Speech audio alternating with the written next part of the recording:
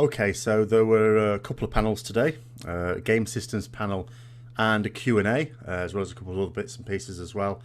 What I'm going to do is just sort of run down the key points. Again, I'm going to focus on things that are relevant to me, rather than the minutiae, which could easily change anyway before Legion comes out. I'm going to try and focus on the things that actually we believe will be here at Legion, and not the sort of things they're still thinking about how to do it on. Some of the points I will pick up and do in more detail in other videos. So this is effectively just a rundown, as I say, of the key points. First of all is on artifacts. Artifacts, of course, the big thing. Now, we'll be getting our artifacts before we go to the Broken Isle. So although they said that the cinematic leads directly into the game, and of course the cinematic was assaulting the Broken Isle, it seems that we will not start off the expansion at the Broken Isle, because to get our artifact there will be a quest chain, and it will be different for everyone. It will mean going to different places for different specs and different classes. For example, at least one of the, I think it was one of the mage artifacts involves going to Karazhan, for example.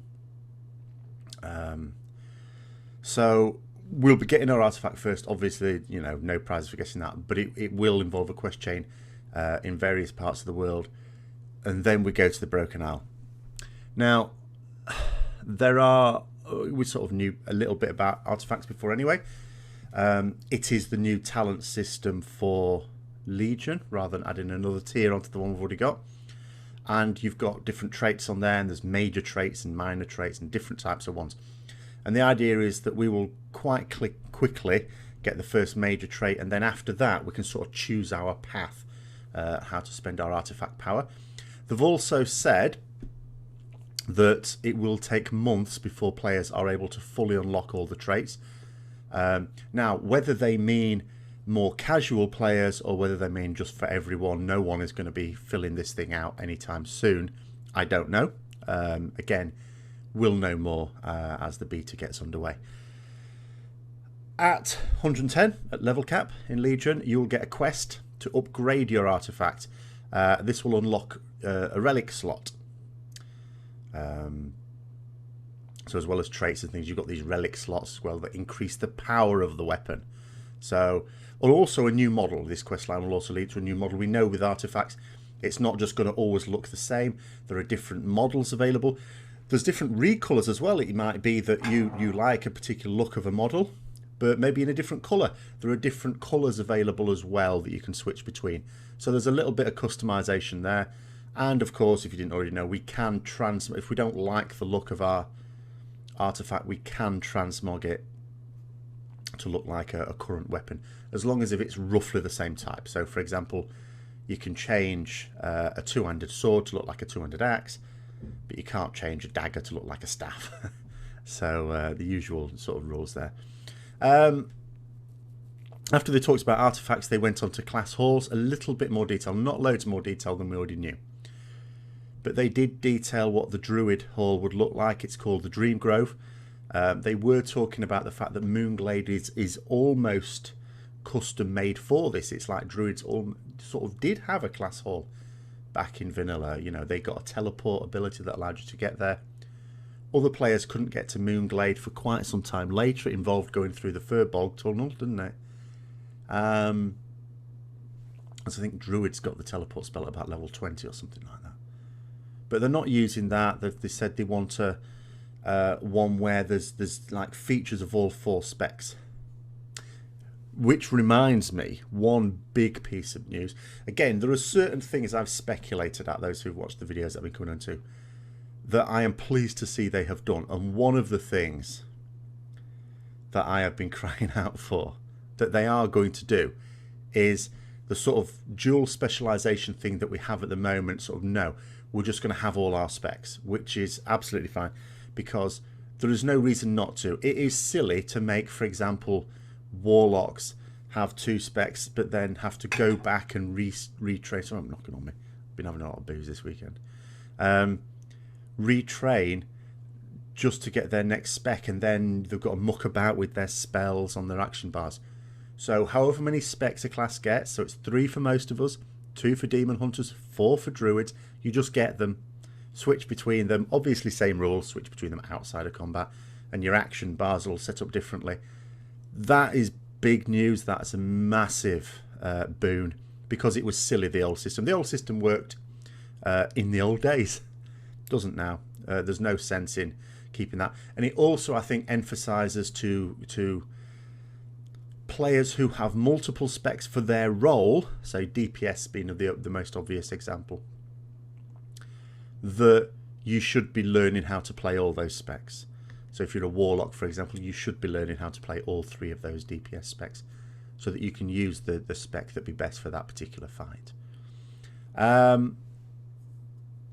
They're trying to, going back to the class halls, trying to put some sort of flavour into each one and relate to the class. So for example, the warrior class hall will have an arena where you can take on NPCs. I'm not sure if it's intended to work a bit like the Brawlers Guild, maybe it is. And then other classes are supposed to have something, you know, linked to their sort of class as well in the order hall that you wouldn't find in other order halls. You also get, just like we do with the garrison, you get something that will teleport you to your order hall. Of course, that's fairly obvious. But it's not all going to be the same thing. Like we all have our garrison Hearthstone. Every class is going to get a unique way of getting back. So Death Knights, I suppose it with a Death Gate as normal, no prizes there. Hunters get an eagle that grabs them and takes them back. They didn't say about all the classes, but each class will get something unique to take them back. Again, just they have emphasised quite a lot the need for bringing the fantasy back. And they didn't mention anything about paladins. I'm really, I applaud what they are trying to do. I just hope they do it. We have to bear in mind, and I always put sort of the warning on this, that everything they say at this point is aspirational. They're saying what they are going, when they say we're going to do this in Legion, what they mean is this is what we want to do in Legion. But we have to see it working, and we have to see what it's actually like. So, but high hopes so far, because I have to say, counterpointing it with WoD, before WoD came out, I wasn't totally taken with what was said at BlizzCon. So it's not like, oh, because I think lots of the hype that was generated at Warlords of Draenor was to do with the lore that you see all these old orcs before they became corrupted, and what would happen if they didn't drink the blood of Manoroth. And people were very excited about that. I wasn't, just because of the alternate universe thing. Don't like the alternate universe thing. Don't like the time travel thing. But in terms of features for the game, the only one that I was really excited about with Warlords of Draenor was garrisons. And I'm one of the few people that actually still thinks they were a good idea. Yes, there were certain features of garrisons that were not great, and they recognised that, and that's what the Order Halls are supposed to be an improvement of. They gave a little bit more detail on Demon Hunters, a few of their abilities, quite a few of their abilities. First of all, they talked about Fury being the resource for the old Havoc Demon Hunters, which are the tanky ones. Usual thing, you've got builders, you've got abilities that will build Fury up, and then you've got abilities that will spend it. But there's one particular ability, for example, if you crit, it doesn't use any Fury up. Reminds me back to Paladins, Holy Paladins with heals, where if you crit heal, you got your mana back for it. It sort of reminds me a little bit about that, and that was based on crits. So there's an RNG element there. Of course, it remains to be seen. It all depends on how much crits you can realistically and will sensibly get in your gear, doesn't it? As to whether that's a really big RNG thing. Obviously, if your crit's going to be about 10%, then that introduces a huge RNG factor to your gameplay. If it's going to be more like 50%, maybe not so much, not so bad. So we'll see how that works out. They get their own Goblin Glider. With the double jump, they have a thing where if they are falling and they press the jump key, they sort of spread their wings and they get a glide effect from it. So there's more movement, flexibility in the Demon Hunter. They get a lot of mobility features just by using the jump key, which sounds interesting. Also get an ability, not sure what the PvPers are going to say to this one, that they showed us. It's like this spectral sight I can see things, and you can see mobs behind walls. It showed us a screenshot. It showed us actually a bit of a clip of them of seeing enemies behind a wall.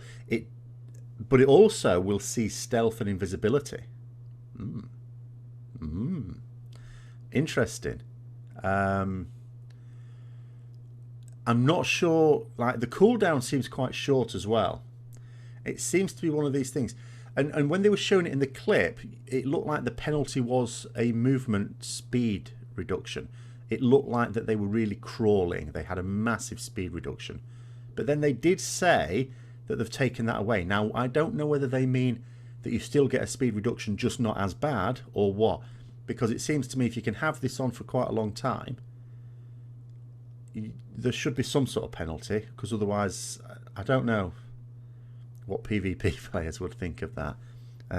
Although, that being said, I do remember the human racial perception in vanilla that you could use, and you could see, well, it increased your stealth detection. It didn't automatically mean you'd see stealth, but if they got close to you, you would. But then that was on a long cooldown and had short duration. So, but anyway, these sort of abilities, I mean, we don't know whether they're going to be tuned, of course, and we don't know how powerful they actually are until we try them out. It's all right thinking in theory, but we don't know, do we? We don't know what other abilities other classes are getting, the ones that already exist. In terms of some other classes, they give a few small details. What they talked about was first of all, Death Knights with the runes. You've got 3 types of runes: Unholy, and you've got Blood runes, and you've got Frost runes, and then sometimes you get Death rune. And they want to clean it up so there's just one type of rune. You've still got your 6 runes, but it's just one type of rune. I suppose it's all like Death runes. Now, I'm not sure how that's going to work in theory. In practice, it sounds much better. I know when I play Frost, and I don't play it all that much, I will very often waste Unholy runes, if I'm honest. So it sounds good from that point of view. But they also talked about not wanting us to be staring at our bars looking for procs. They talked about with warriors, for example, not having to look out for the different types of procs and things like that. And Raging Blow not having like the charges on it, just being able to use it whenever you're enraged and all that business. So they're wanting to tidy up that side of it, which I suppose is a good idea, because if you think about it, the players who cope with those mechanics effectively are the ones who use add-ons to monitor these things, aren't we? Whether it's Tell Me When or Weak Auras or whatever. So interesting. I was a little disappointed they didn't mention anything about Retribution Paladins or Paladins at all, but of course they're not going to go through every class and every spec. Disc, of course, we've mentioned this before, they are going to have Atonement be their chief means of generating healing. They didn't mention anything about how that healing's targeted, though, because that's what I'm interested in. We know it's not going to work like it did in Miss, where it's a lazy way of healing. If you want to just, that's what I did with my priest, just go into LFR and you're just basically DPSing whilst knowing you're also healing. But your healing wasn't really directed. You put shields on people, of course, as well. But we know they're trying to get rid of the shield, not get rid of shields, but vastly reduce their power, because that's their thing at the moment. In fact, as a disc priest in most forms of the game, you can just basically carefully keep putting shields on people, and you're doing a reasonably good job of healing. So yeah, they're getting rid of all that side of it and making Atonement the thing, but it's not just going to be going to smart heals. It's directed somehow, so we'll just have to see how that works. Demonology Warlocks, no more Metamorphosis, because Demon Hunters are getting that. Although, that being said, then they talked about Shadow Mages. Sorry, Shadow Priests. And they talked about Insanity, the new resource. Now, they've mentioned this new resource, Insanity, before, but didn't know what it was. Was it just a new name for Shadow Orbs or anything like that? No, it's not, apparently. What it is, they're talking about the fact that, well, Shadow Priests are drawing on this thing, this power from the old gods, and like, and it makes you go insane. So you're supposed to build this up, and then you go insane, and then you get all these abilities. And then the longer you can keep it up, the more you can use these abilities, all the rest of it. It does sound like the way Metamorphosis currently works for Demonology Warlocks. So I don't know how in practice it's going to be different. So they've said Metamorphosis is going away from Demonology Warlocks and going to Demon Hunters, but it also sounds by proxy like Shadow Priests are getting a version of it as well. But we'll see how it works. Reworking of talents, but no details yet. They talked about hundreds of new talents. In reality, I'm sure they will be reworked of the current talents, but they said they don't like them in their current format. So the talents we currently have are at least going to be updated, it sounds like to me. Now, professions. We've finally got some information on professions. I love my professions. I do. And I just hope that as a raider, with all the extra stuff it sounds like I'm going to have to be doing, you know, with gathering the artifact power and all the rest of it, which I'm not going to blame them for because we want more content and the vast majority of players need more content. Even though raiding's sort of enough for me, it's not for the vast majority, of course. But I do hope I can put time into professions because it sounds like they are. It's a big part of the game. So what they've talked about, first of all, there are quests for your professions. You don't just go along to the trainer and go, right, learn. You go on your quest. They gave the example of tailoring, where even just to use the cloth, you have to go in a quest and a bit of a quest chain to be able to learn how to use this cloth and all the rest of it. That sounds better to me. What it sounds like is that if you just want to do a basic job of your professions, that's fine. You just do a few quests, blah, blah, blah. If you really want to get into it, then you can spend more time getting better at your professions. That sounds brilliant to me. It really does. Even gatherers are going to get quests as well. So for mining, there are NPCs to go and quests and learn skills and things like that. Shared nodes. This is really good. This is excellent. It sounds to me like there's I've had a lot of criticism of the game for its like antisocial aspect to being out in the world. And there were a couple of things, only one of which I've even asked for, that it sounds like we're getting. Because you don't want to be in a situation where you're out in the world. It's an MMO. It should be a good thing that there are other players in the area. And it's frequently not. And one of the things that stops it being that is if you're a gatherer and you fight, you know what it's like, you're fighting mobs around a node, and then as you're doing that, some bugger swoops in, nicks the node and pisses off. And you just think, you bastard. Not going to happen anymore. Person can still swoop in and take the node and bugger off, but the node's still there for you. If you're in a group, everyone can take that node. So the node is like shared, you know, someone coming along taking it isn't using it up. I'm guessing it's used up only when you take it for you. It's like person. So that sounds better. So you don't have to think to yourself when you see someone else and it looks like they're getting it as well. Who's going to get there first or anything like that? Or if I go in and take that mob, then they'll sneak in and take the node. Shall I wait for them to get there and I'll go in and take the node?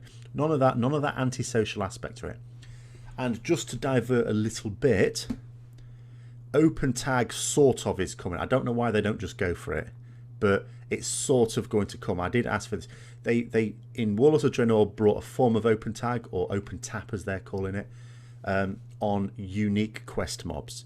So because to avoid the situation we had in expansions past where you quest mob that you need to kill, someone's killed it, oh bugger, wait for it to respawn, which takes far too bloody long. And then you're all throwing out your AoE and stuff like that to get the tag on it. Doesn't happen anymore. That was a big improvement.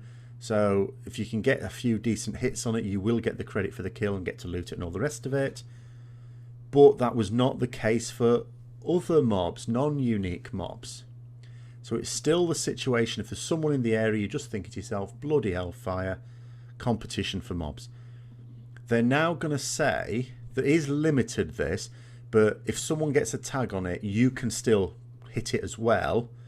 But they're allowing it up to so many people, like 3 or 4 people seem to be what they're saying, the first 3 or 4 to hit it. So in being realistic, it might be just as good as proper open tag. So that sounds good to me. So it sounds like it will be a lot, that the unsociability of being out in the world and encountering other people who are mostly just a hindrance to you at the moment will go away, which is good. There's a lot of good things coming out of this weekend. So anyway, back to professions. So if you're wanting to really push your professions and spend more time in them, There are profession ranks to get on each of your recipes. There are ranks. You can get 1 star, 2 star, 3 star. And this doesn't make the item better.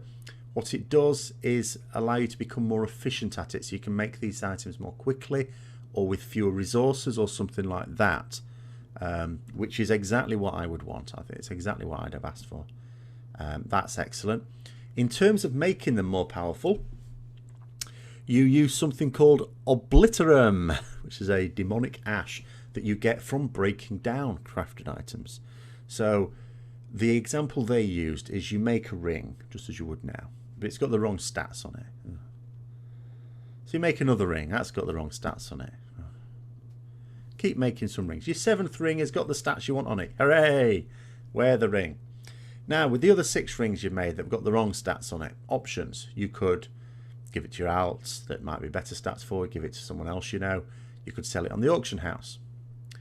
Or you can go to the, get the name right, Obliterum Forge in Dalaran, and you can break them down and get this Obliterum ash, and you can use that to upgrade the item that had the right stats on it that you crafted for yourself. That sounds good. I like that. Not sure how that works for enchanting, or if it even does work. Maybe enchanting is just a totally separate thing. Maybe this is just crafted gear this is working for. But that sounds interesting. Jewel crafters, advanced jewel crafters, when they're making high-level gear, will get a guaranteed gem slot on it. So it showed an example of a neck here, crafted by a jewel crafter. This is, you know, again, a jewel crafter who's put effort into making themselves a good jewel crafter. Then it gets a guaranteed gem slot, so that's good. So again, there are rewards there for spending extra time on the professions, and you will need to spend the time on the professions to get good, because it's lots of quests and things like that out in the world.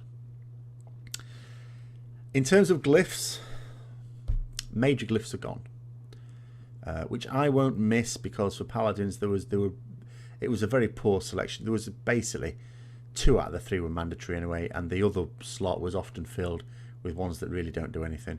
So I won't miss them at all. I'm pretty glad from the point of view of my class and spec that they're going. For some classes and specs though, they gave you an interesting choice. They were quite useful.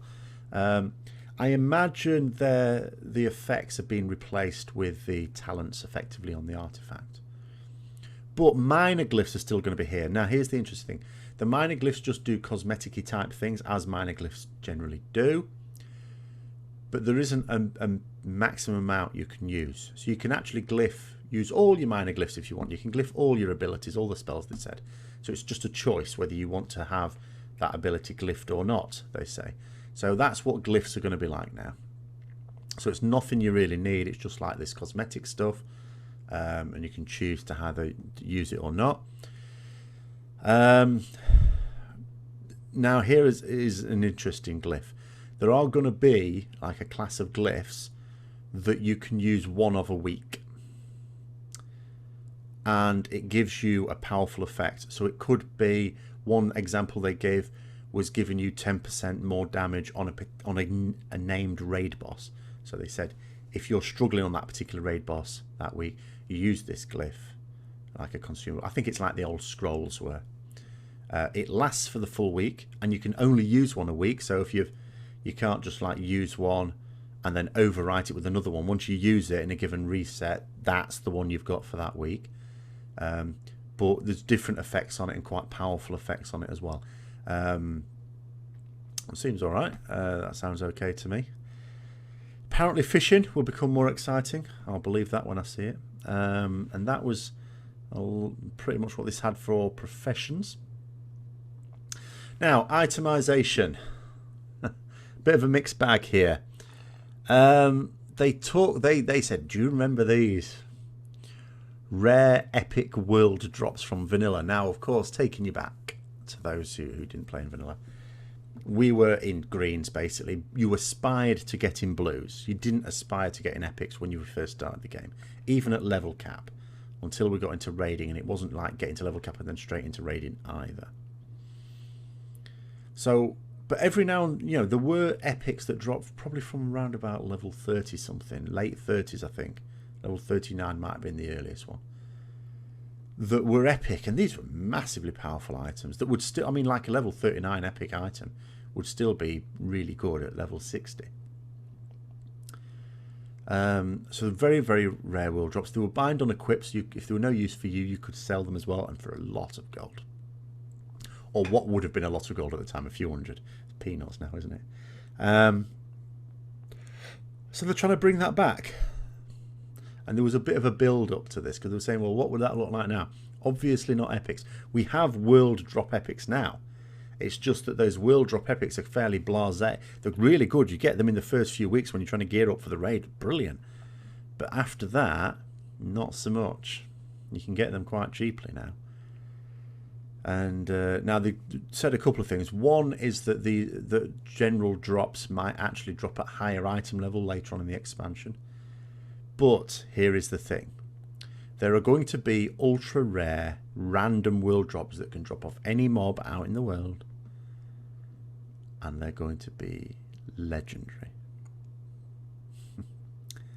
Now be careful what you wish for.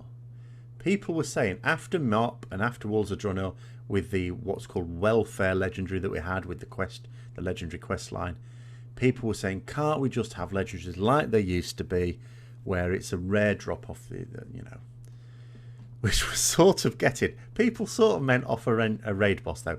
I think the reason they don't want to do that is just because very often, and it's fair to say, very often when people got these legendaries, they were very, very powerful, and they were very powerful individuals, and they could then be poached by guilds higher up on progress just because they had this weapon, and it would make them hugely overpowered compared to other players in their guild, regardless of like spec or class specific features. So yeah, they weren't going to do that. So now, yeah, we've got a small chance of getting legendary items which will remain powerful throughout the expansion, they say. So goodness knows what these are going to be like if you get one of these buggers right away. Blimey, could you imagine? I'm not I don't know what they're thinking. They're opening up a can of worms here. They really are.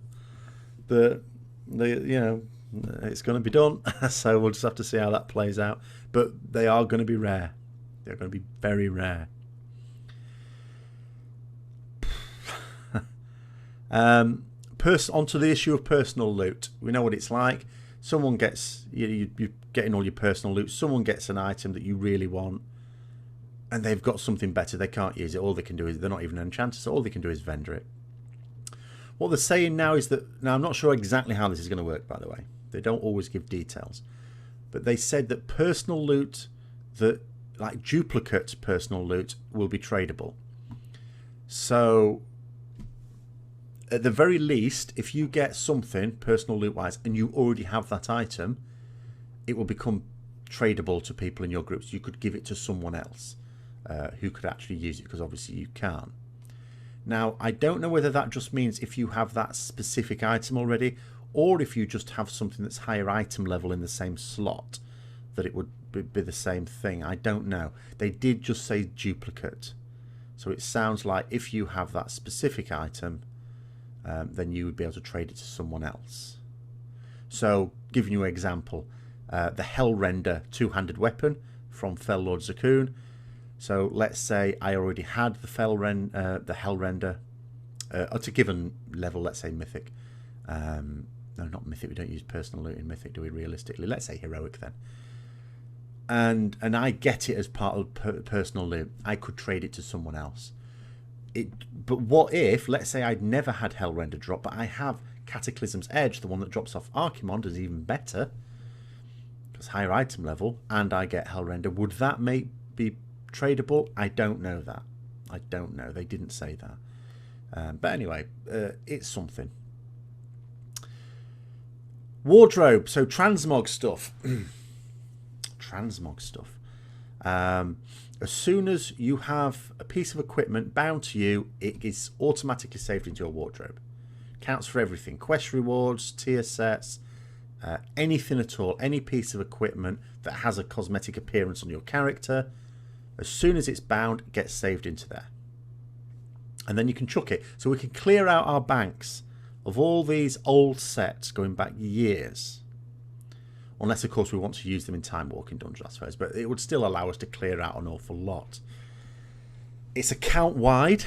There was a lot of good news about transmog, by the way, because we already knew that they were going to do this wardrobe thing. We already knew that you're going to be able to save things in there and then use it for transmog, so you didn't have to keep the physical thing. But they have gone so much further than I think a lot of people expected them to do, and it's really good.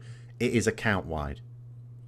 So, you know, I can have my scrub paladin alts. I always do several paladins and several of some other classes as well.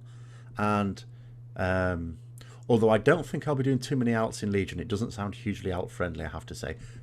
But that's not a bad thing. It's largely because there's so much to do in our mains, which we can't complain about. But yeah, at least they'll be able to use the same transmog as my paladin. I mean, obviously the same rules apply. My mage cannot transmog my plate gear. But if I've got a set, if they can actually use it, then they can access it. So it's entirely account wide. Outfits. So we can, we can save sets, because obviously that's important. What you don't want to be doing is having like 100 helms and having to scroll down them to find the one you want. There's two ways around this. One, for each of these slots, we can have favourites, a bit like works with the mount, so they're automatically at the top.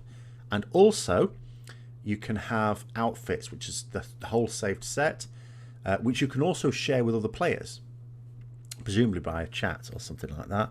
So those other players, oh, I like your transmog, can you send it to me? And you can send them that, and they can store it. Even if they don't have the items, they can see what's involved in it and go out and get them and say, okay, go on.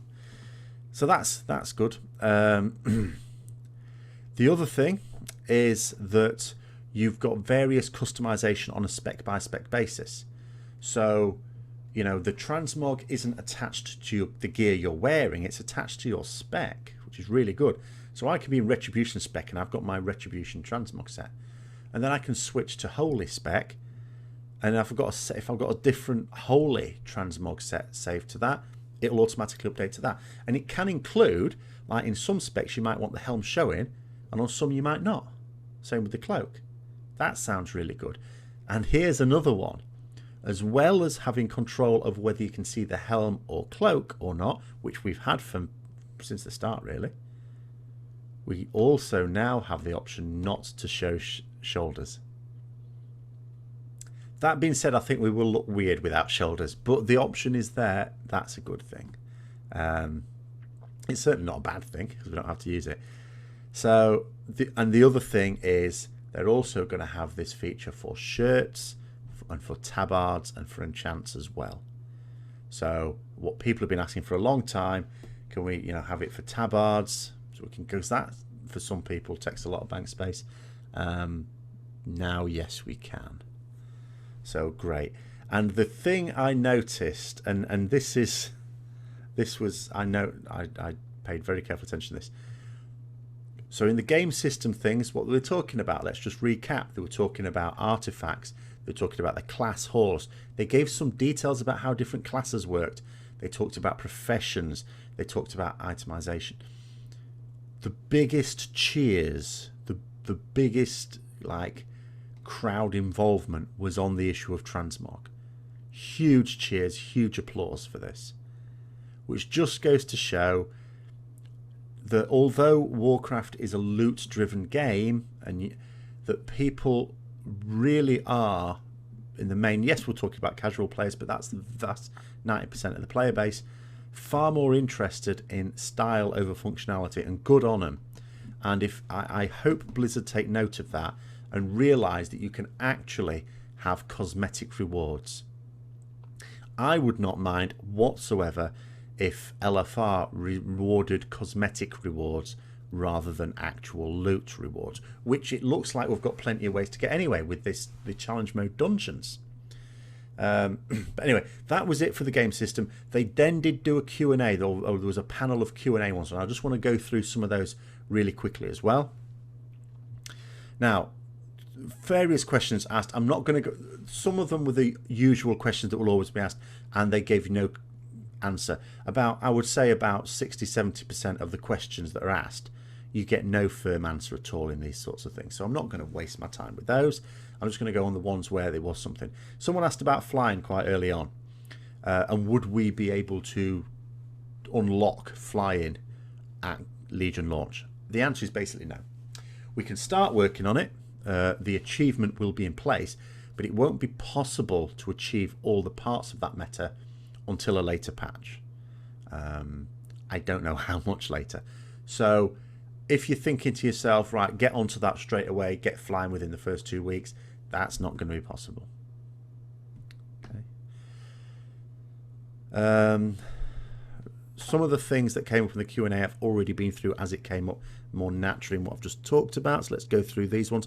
Now, we have talked about in terms of how long the expansions last for, and I've said many times, I would prefer an expansion that lasts 2 years roughly, and we get 4 tiers of content. They're not going to give us that. And we know that they want to give us shorter expansions, and their aim is round about a year. But they did basically go on record as saying Legion is not going to last only a year, it would be longer. It sounds like it's going to be like Warlords of Draenor to me, where we get our 2 tiers of raiding, or like 3 raid instances, and it'll last about a year and a half. So it is sounding to me like get ready, especially if you're a serious raid and you complete, let's say you've completed Hellfire Citadel now or are about to. Get ready for expansions having a 6-month cooldown. But at least it sounds like there might be more things to do, to be fair. It sounds like there might be more to do. But yeah, they do say it's their aim, but they don't believe... They say it may never be achievable, which sounds to me like they're being told to bring out quicker expansions and not bring out as much content for money. But the development team are probably thinking to themselves, well, what you're asking for is not realistic. We want to bring out good quality content. We can't bring out expansions every year. And good on them for that. I mean, people often blame developers for this sort of situation at the moment. So it's not entirely down to them. They can only work with the resources they're given. But that gives me a little hope. I certainly didn't want to be leveling up every year, because I say the stress at the start of an expansion is enormous when you needed to get ready for raiding. And the other part of that stress is getting in and out ready for split runs as well. And it brings me on to split runs. Someone did ask about the split runs, and what they said was they don't like the concept of split runs, but they can't really think of an elegant way of stopping them. They said they could just make personal loot the loot system, and that's all there is to it, but they would create more problems that way, and certainly they would. They said they're open to suggestions, so if anyone has any suggestions, send them in. I have a few, but it would involve making loot work completely different to the way it does now, and I don't think they'd be open to that. So it sounds to me like if someone comes up with a good idea, then we won't be getting split runs, but I would say that means we're going to have split runs if you're in a serious raiding guild. There's not going to be a new battleground for Legion. They basically said that. They say their focus is on the new honor system, so there won't be a new battleground. The keystones, because some people were saying, well, because it's sort of randomly generated, or so it appears to be, the actual abilities on it, or the penalties you're going to be getting, maybe some people have a better one than others, and there's an RNG factor there. They said that's not the case. They're normalized, so people at a certain level are going to have the same ones on it. But the way the keystone works, because my fear has been with this, and this might be lessened by the way the keystones actually work, I understand a bit more now, because this is what you need for the challenge. For those who don't know, the challenge mode dungeons are going to be the way you do dungeons now. They get you use a key. Someone needs a keystone. It points them to a particular dungeon. You've got a set of penalties on it, depending on your the level of your keystone. Because every time you succeed and beat the timer, it gains power. And if you fail it, you deplete that keystone. And the fear is always, just like with challenge modes now, people are going to form, like, I hesitate to use the words cliques because that's not correct, but form groups. And this is their group, because that's the natural thing to do. And you want to choose a group with the best complementary set of classes, don't you? The best tank and healer and 3 DPS, so that you can push to these higher levels, so that you do beat the timers. But there's a bit of hope there, because in order to access this, you need someone to have a keystone. So someone in the group is risking their keystone. So let's say you don't get into a group the first few days. Other people will have used their keystones, successfully or not. So then they'll be looking, if they want to keep doing these things to get more loot, they'll be looking for someone who hasn't used their keystone yet. So if you're there on Saturday or Sunday, I've still got a keystone. They reckon that people will be queuing up to get you in their group so that they can get a shot at that loot. But we'll see how that works in reality.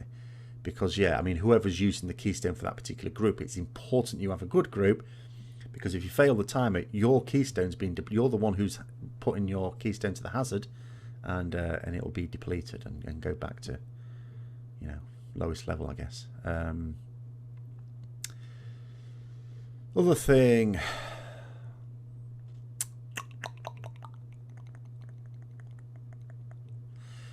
people asked about the alternate universe characters that we came across, and would they feature in your Legion? The answer is no. The only one from the alternate universe, the only character that will be making an appearance is Gul'dan. Greymane plays a big part in the expansion, so there's going to be a lot of Worgen lore, which is just as well, because there wasn't actually a lot of Worgen lore, if I'm honest, when they were introduced. You did in the starting zone, you know, the starter bit for the Worgen, obviously, but after that there wasn't really anything, was there?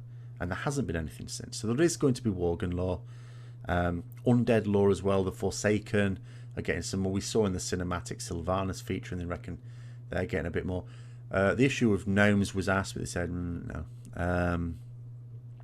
They're not reducing the raid size, which is good. There was a bit of hesitation, as you know, some people thinking, do Blizzard really want? Would they prefer it if it was 15 man or something like that? I'm pleased to say then they definitely not thinking in those terms. They were really addressing the question of, can we have smaller raid sizes, because of these people that we've talked about before,